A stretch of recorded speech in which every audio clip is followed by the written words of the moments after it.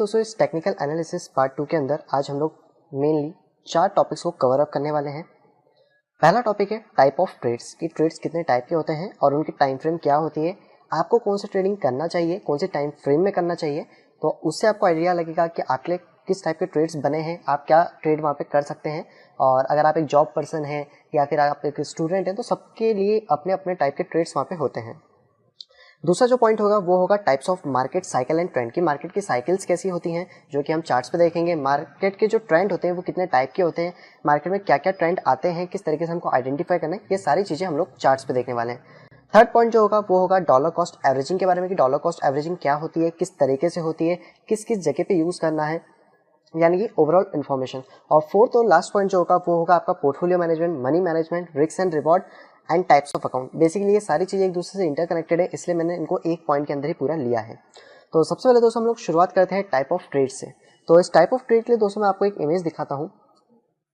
इस इमेज को हम लोग थोड़ा सा बड़ा कर लेते हैं।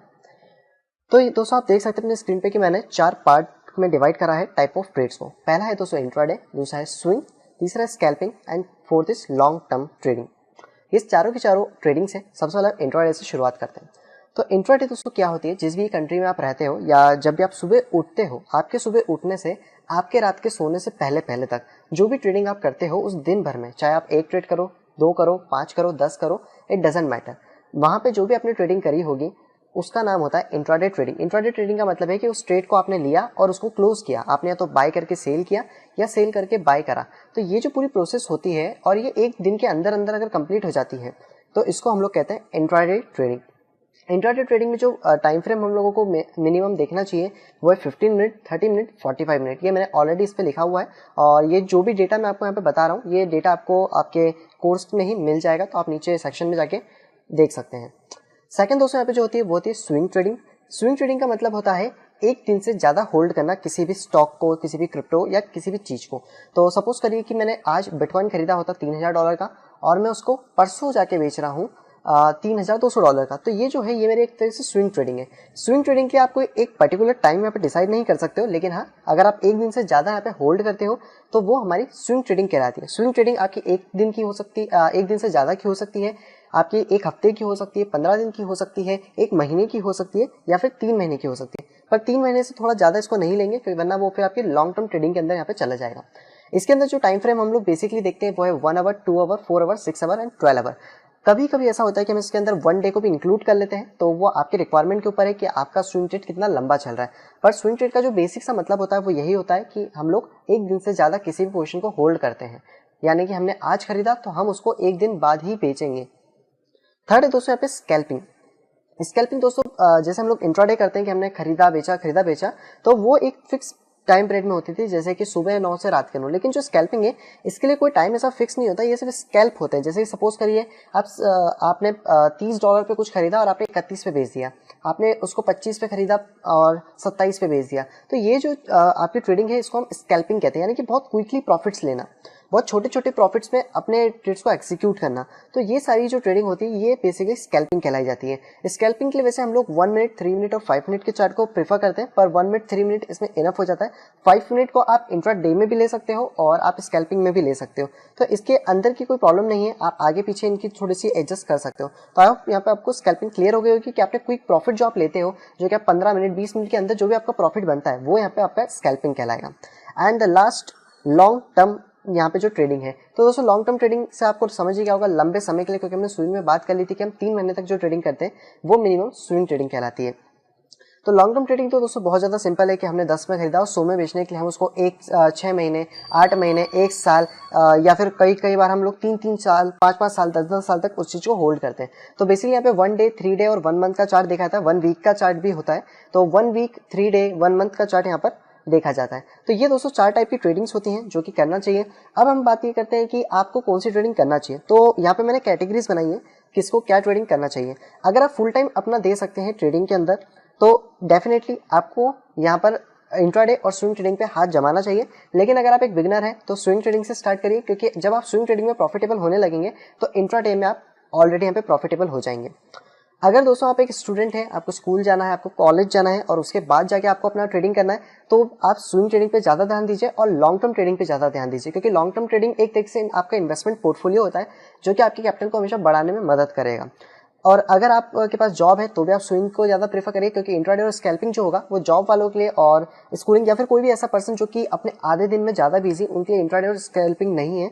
ये उन्हीं लोगों के लिए है जो बहुत ज़्यादा फ्री रहते हैं या फिर दिन भर फ्री रहते हैं। जैसे कि मैं दिन भर अपना पूरा फोकस ट्रेडिंग में देता हूँ, तो ये मेरे लिए परफेक्ट हो सकती है, पर मैं इनको नहीं करता क्योंकि मुझे इससे कोई प्रॉफिट नहीं है। मैं सबसे ज़्यादा जो मेरा प्रॉफिट बनाता हूँ वो बनाता हूँ स्विंग ट्रेडिंग से, क्योंकि मुझे एक बड़ा प्रॉफिट चाहिए होता है, ऐसे छोटे मोटे प्रॉफिट्स नहीं चाहिए, क्योंकि इसके अंदर फीस भी बहुत ज़्यादा लग जाती है। तो हमें फोकस करना है स्विंग और लॉन्ग टर्म ट्रेडिंग पे। अब बाकी आप अपने हिसाब से डिसाइड कर सकते हो आपके टाइम के हिसाब से कि आपको इसके अंदर क्या जमता है। तो दोस्तों ये सारी चीज़ें थी टाइप्स ऑफ ट्रेड में, जो कि हम लोगों ने अभी देखी, और अब आप अपना डिसीजन यहाँ पे ले सकते हो। अब दोस्तों हम चलते हैं अपने दूसरे पॉइंट के ऊपर, जिसका नाम है types of market cycle and trends. तो सबसे पहले तो मैं अपना ब्राउजर यहाँ पे खोल लेता हूँ। तो हम अपने ब्राउजर पे आ गए और यहाँ से चलते हैं हमारे चार्ट्स के ऊपर। सबसे पहले दोस्तों जब तक चार्ट्स लोड हो रहे हैं हम लोग बात करते हैं ट्रेंड की, कि ट्रेंड यहाँ पे क्या होता है। तो ट्रेंड का सिंपल सा मतलब होता है डायरेक्शन, आप एक तरीके से समझ सकते हैं। और ये बेसिकली आज मैं टेक्निकल एनालिसिस कर रहा था अपने चैनल के लिए, तो ये सारी चीज़ें थी, मैं इसको यहाँ से रिमूव कर देता हूँ इंडिकेटर्स को, और सारे इंडिकेटर्स को भी हम यहाँ से हटा देता हूँ। ओके, तो सबसे पहले हम लोग बात करते हैं ट्रेंड के बारे में कि ट्रेंड होता क्या है। तो ट्रेंड दोस्तों आपके लिए होती है एक डायरेक्शन, कि हम लोगों को किस डायरेक्शन में जाना है और अभी जो चार्ट्स है या फिर जो मार्केट है वो किस डायरेक्शन को फॉलो अप यहाँ पे कर रहा है। तो टोटल दोस्तों यहाँ पे 3 डायरेक्शंस होती हैं। इसमें आपको मैं एरो से समझाता हूँ।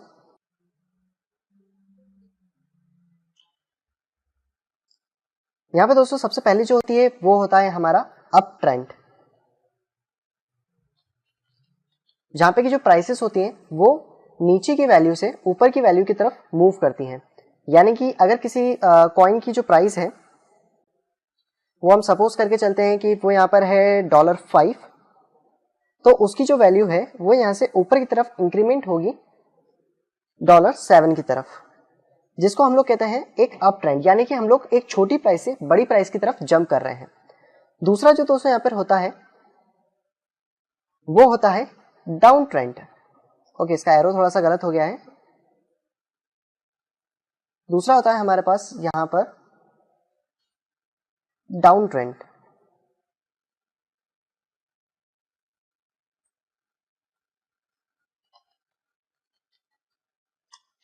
डाउन ट्रेंड दोस्तों बेसिकली नॉर्मल सा है। डाउन ट्रेंड में होता है कि जो प्राइसेस होती हैं वो ऊपर से नीचे की तरफ फॉरवर्ड होती हैं। जैसे कि आप इन एरो से समझ पा रहे होंगे कि ये वाला एरो हमको शो कर रहा है कि जो प्राइस है वो इस $5 से इस $7 की तरफ आगे बढ़ रही है, जिसको कि हम लोग कहते हैं अप ट्रेंड।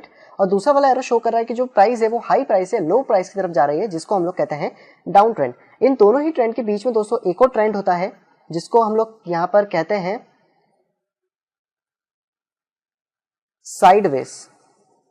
ये जो ट्रेंड होता है दोस्तों ये होता है यहाँ पे साइडवेज ट्रेंड। अब साइडवेज दोस्तों ट्रेंड क्या होता है, साइडवेज के अंदर एक रेंज के अंदर जो प्राइस होती है बाउंड हो जाती है। जैसे यहाँ पे आपकी 5 to 7 जा रही थी और प्रॉब्लली आप समझ सकते हैं कि 7 से यहाँ पे जो प्राइस है वो बढ़ के $10 के पास चली गई। सेम तरीके से यहाँ पे था कि जो $10 था उससे जो आपकी प्राइस है वो $7 पे आई, देन $5 पे आई। तो ये प्राइस का यहाँ पे बढ़ना और घटना हो रहा था। लेकिन साइडवेज में क्या होता है, साइडवेज में जो प्राइस होती है वो एक रेंज में फिक्स हो जाती है। जैसे हम सपोज करते हैं कि $5 की से प्राइस जो है वो मूवमेंट ले रही है $6 पे, तो ये एक रेंज बाउंड हो जाएगा जहाँ पे कि जो प्राइस है वो 5 से 6 पे जा रही है, वापस वो यहाँ पर 6 से निकल कर प्राइस जो है वो 5 पे आ रही है। तो ये एक रेंज बाउंड हो जाती है जिसके अंदर ही पूरा मार्केट यहाँ पे घूमता रहता है। अगर इसको मैं एक और आपको डायग्राम से थोड़ा सा समझाने की कोशिश करूँ तो आप ये देख सकते हैं कि जो अप ट्रेंड होता है वो कुछ इस तरीके से शुरू होकर ऊपर की तरफ अपनी वेव्स को कंटिन्यू करता है। जो डाउन ट्रेंड होता है वो इसका जस्ट अपोजिट होता है, वो ऊपर से नीचे की तरफ अपनी डाउन ट्रेंड कंप्लीट करता है। लेकिन जो साइडवेज होता है वो मार्केट एक ही पोजीशन पे कंटिन्यूस घूमता रहता है, जो कि फिलहाल में हम लोगों को बिटकॉइन के अंदर बहुत ज्यादा देखने को मिल रहा है। तो आई होप ये आपको तीनों के तीनों ट्रेंड्स यहाँ पे क्लियर हो गए होंगे। अब मैं आपको चार्ट्स में ट्रेंड दिखाता हूँ। तो फिलहाल में दोस्तों 4 आवर की टाइम फ्रेम मैंने खोल रखी है और यहाँ पर हम लोग आ गए हैं ट्रेंड को पहचानने के लिए। तो अभी का आप करंट सिनेरियो देखोगे, ये जो यहाँ पे ट्रेंड आपको मिला है, ये वाला जो पूरा ट्रेंड है, ये ट्रेंड अपनी प्राइस को बढ़ा रहा है टाइम टू टाइम। तो यानी कि ये जो ट्रेंड है ये आपका एक तरीके से अप ट्रेंड है, जहाँ पे कि आप अप ट्रेंड के अंदर खड़े हो।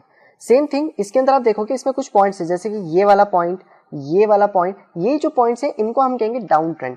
ट्रेंड कहीं पे भी हो सकता है, आपको उसको पहचानना चाहिए। जैसे कि अगर मैं बात करूँ थोड़े से बड़े डाउन ट्रेंड की, तो आप देख सकते हो कि ये वाला ट्रेंड डाउन था, देन यहाँ से प्राइस ने रिवर्सल लिया और यहाँ से एक अप ट्रेंड में प्राइस जाने लग गया।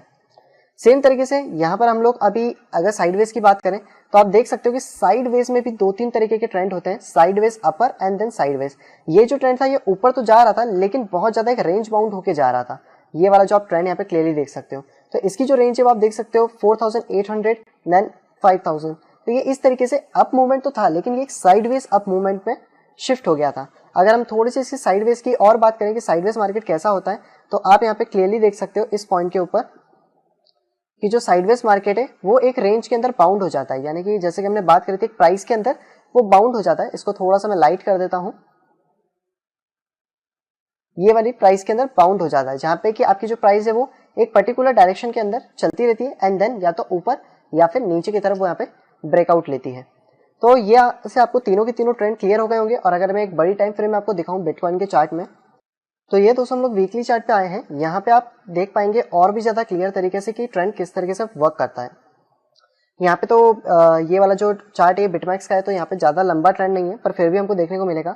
ये जो ट्रेंड था जिसको आप बुल रन कहते हो, ये था एक अप ट्रेंड, देन उसके बाद आया यहाँ पे डाउन ट्रेंड जो कि अभी भी कंटिन्यू यहाँ पे चल रहा है, और इसके साथ साथ यहाँ पर हमारे पास था एक तरीके से साइडवेज, हम इसको अभी कह सकते हैं। यहाँ पर भी हमारे पास एक साइडवेज था।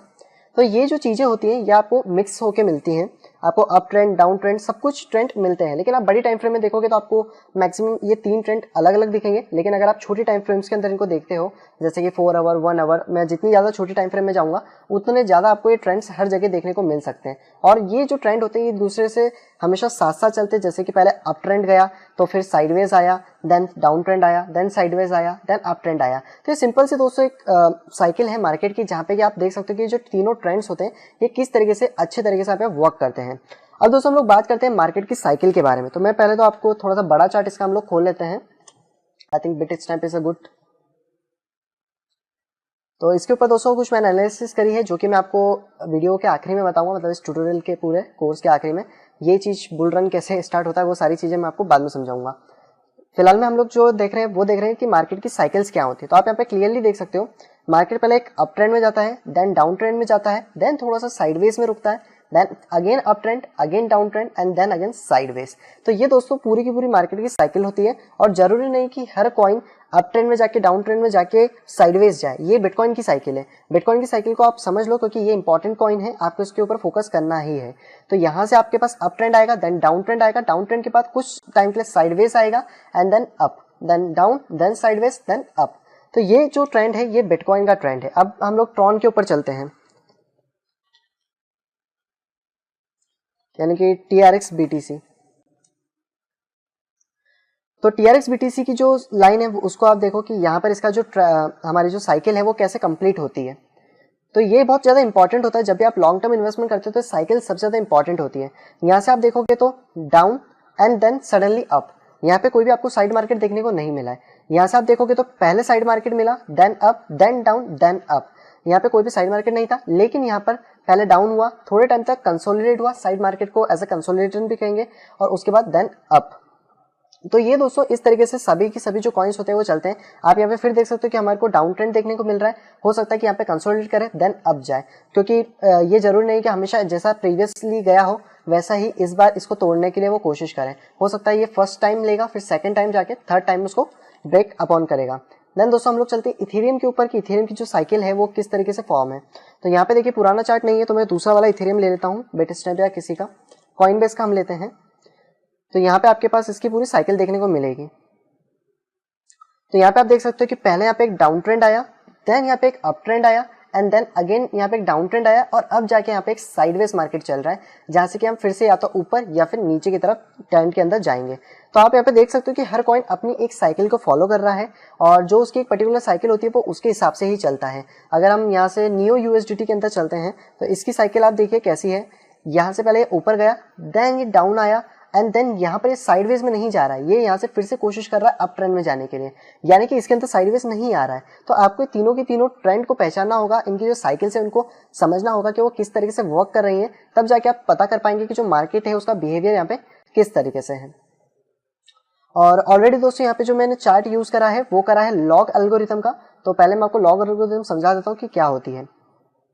तो अभी आप चार्ट को देखेंगे तो ये आपको कुछ अजीब सा चार्ट दिख रहा होगा, अभी जैसा हम पहले देख रहे थे उससे, क्योंकि यहाँ पे आपको बहुत ज़्यादा पास में और बहुत ज़्यादा गिरा हुआ ये चार्ट दिख रहा होगा। लेकिन आपको इस पर फोकस नहीं करना है। लॉग एक्चुअल में क्या होता है वो मैं आपको इस नंबर से समझाता हूँ।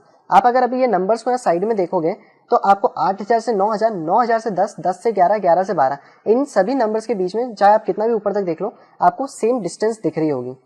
लेकिन जो लॉग होता है वो एक्चुअली 2 की पावर से होता है, जिसमें कि 2 की पावर में जो भी आगे की डिजिट्स आती है वो उसके अंदर यूज होती हैं।